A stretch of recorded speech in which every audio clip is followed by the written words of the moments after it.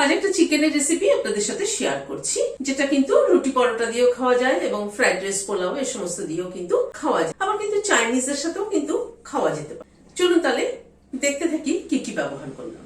এখানে 250 গ্রাম boneless chicken নিয়েছি। Chicken গুলোকে খুব ছোট না আবার কিন্তু খুব বড় না, মিডিয়াম সাইজ করে কেটে নিয়েছি। হাফ চামচ আদা বাটা দিলাম। এখানে 7-8 কোয়া রসুন আর একটা কাঁচা লঙ্কা পেস্ট করে নিয়েছি, সেটা দিয়ে দিলাম। পরিমাণ মতো একটু নুন দিয়ে দিলাম। 1 চামচ কাসুন্দি দিলাম। কর্নফ্লাওয়ার দিচ্ছি 1 চামচ, 2 চামচ কর্নফ্লাওয়ার দিলাম। একটা ডিম দিয়ে দিলাম। মেখে নিচ্ছি। এই কাসুন্দি মেশানোতে কিন্তু চিকেনটার ফ্লেভারটাই একদম অন্যরকম হবে। এভাবে চিকেনটাকে ম্যারিনেট করে হাফ অ্যান আওয়ার মতো রেখে দিচ্ছি। হোয়াইট অয়েল বসিয়েছি, তেলটা গরম হয়ে এসছে। এক এক করে চিকেন গুলো ছেড়ে দিচ্ছি। কর্নফ্লাওয়ারের কোটিংটা কিন্তু খুব হালকা হতে হবে, খুব বেশি কর্নফ্লাওয়ারের কোটিং হলে কিন্তু খেতে ভালো লাগবে না।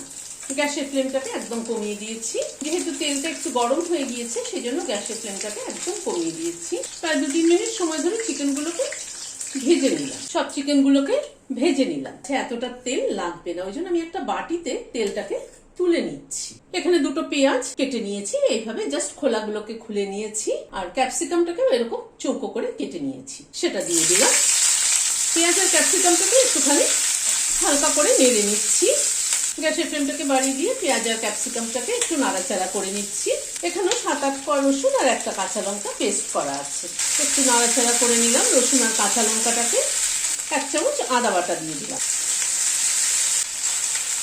আদা রসুন কাঁচা লঙ্কাটাকে মিনিট খানিক জাস্ট একটু নাড়াচাড়া করে নিলাম। 1 চামচ গোলমরিচের গুঁড়ো দিয়ে দিলাম। গোলমরিচের গুঁড়োটা দিয়ে আর একটু নাড়াচাড়া করে নিচ্ছি। নুন দিয়ে দিলাম পরিমাণ মতো।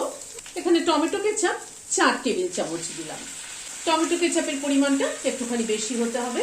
টমেটো কেচাপটা দিয়ে একটু নাড়াচাড়া করে নিচ্ছি।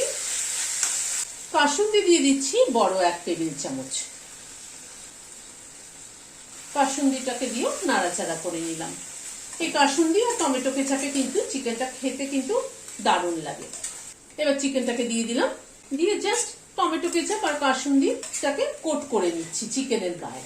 আমরা তো একঘেয়ে চিলি চিকেন খেয়ে থাকি, চিলি চিকেন না খেয়ে এইভাবে কিন্তু খেয়ে দেখবেন, মুখে স্বাদও বদলাবে, টেস্টও কিন্তু দারুণ হয়। কয়েকটা কাঁচা লঙ্কা কুচি ছড়িয়ে দিলাম, দিয়ে একটু মিশিয়ে দিচ্ছি। গ্যাসের ফ্লেমটাকে বন্ধ করে দিচ্ছি, দিয়ে সার্ভ করে দিচ্ছি। ভিডিওটি যদি ভালো লেগে থাকে তাহলে একটা লাইক এবং সাবস্ক্রাইব করার অনুরোধ রইল। আজ তাহলে এখানে শেষ করছি। নমস্কার।